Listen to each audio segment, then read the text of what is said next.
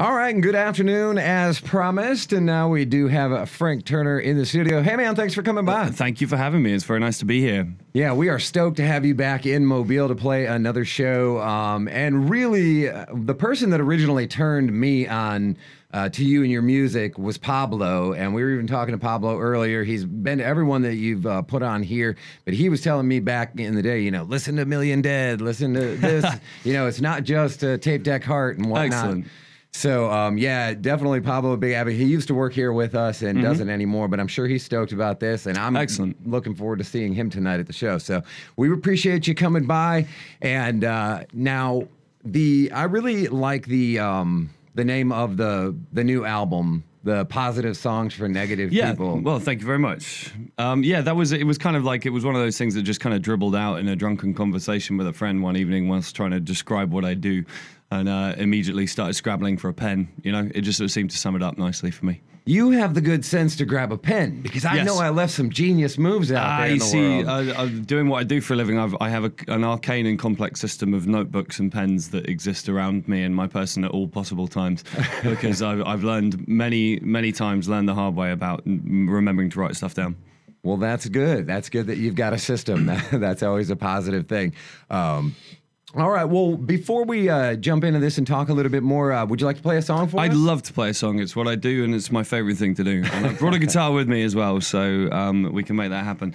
It's lovely to be back in Mobile again. It's extremely hot for an Englishman. I can barely exist outside, so I thought I'd play a song about the weather for you. So this song's from Positive Songs for Negative People. The song's called The Next Storm. Sounds good, man. Frank Turner in the Zoo Lounge this afternoon at the Soul Kitchen tonight, along with the Sleeping Souls. Definitely want to get down there and check that out. It's going to be a great show. And he just shared a song with us from the new album, Positive Songs for Negative People. Now, also, in addition to working on new music and obviously being on tour, you're here with us now.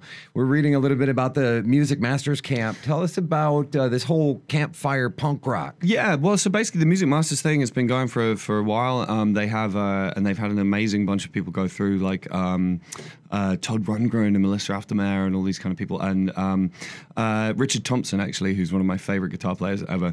So they called up and asked if I'd like to be involved in it, and it's about it's a sort of songwriting camp essentially. And it's funny because like I feel like songwriting is a two-sided thing, and one side of it's kind of art, which you can't really teach, but the other side is craft, and you can certainly have a go at that. And I spend most of my adult life thinking about songwriting, studying songwriting by other people. So I guess the idea of the camp is just kind of share a little bit of that information with people and help people out. It's a funny thing, like there are certain aspects of being a musician and of the music industry which are competitive, if you know what I mean.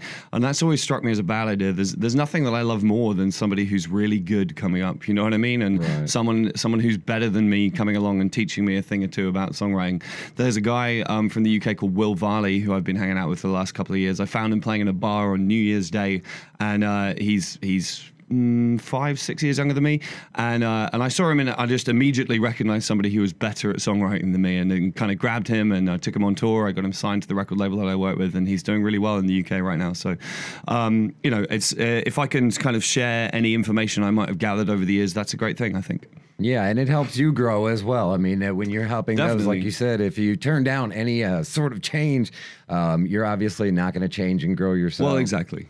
Well, now something else. Now, is that always been something for you? Is always trying to does the industry kind of try to keep you to kind of, hey, let's keep going with what works? Do you think? And then you, as you're trying to discover these different parts about yourself, is there any kind of Actually, funnily enough, and I sort of hesitate to say this too stridently, but like it's not really the industry per se. I mean, for example, right now I'm sort of 3/4 of the way through making a new record, and I'm taking some pretty radical stylistic left-hand turns with it, and the record label are all about it. The pressure for conformity actually tends to come more from your fan base. Right. Like some people are great, and some people are kind of excited about the idea of an artist that they're into kind of developing and changing. But there is a kind of weird streak of conservatism in music fans. You know, they just every single time. This next record I'm working on is going to be my 7th album, and pretty much every single time I've released a record since I started doing this, a sizable chunk of people kind of go, "It's different from the last thing, so we hate it." And I kind of think to myself, "Yes, of course it's different from the last thing. That's the idea. That's the point. That's what I was going for. I don't want to repeat myself, you know." And so there is a bit of pressure on that angle, but I've got good at ignoring that over the years. And like I say, the new record is pretty radically in a different stylistic direction. So I'm excited about that. Can you give us a clue on that? Well, I mean, it's not like I've completely abandoned the core of what I do. It's more just that I've spread out the edges of it as far as I can. There's a lot of kind of, I've been working with a lot of electronic influence. I've been working with a lot of kind of Memphis soul kind of sound as well. We had pedal steel players and harmonica players and horn sections, and just kind of trying to really push myself out of my comfort zone. You know what I mean? Because I don't want to repeat myself. I don't want to make my last out record all over again. So it's exciting, and like I say, it's nearly done. I approved the mix of the first single today. We're going to be back in the studio finishing in October, and it'll be out early next year. Well, we're definitely looking forward to that, and definitely want you to come back around once you drop the new album and you're back on tour. Yeah, I mean, the idea is, we'll be doing a big old proper tour once the new record's out. Tonight's kind of like an interesting show and hopefully an exciting show. I hope everyone comes down for it. We were supposed to be playing in town with Jason Isbell, and Jason had to pull the show because his bass player's father passed away, which is a terrible tragedy. And of course, we all respect and wish the best for Jason and his crew. But like that left us with an empty day in our schedule, and the wonderful people at the Soul Kitchen, who are currently my favorite people in the United States of America.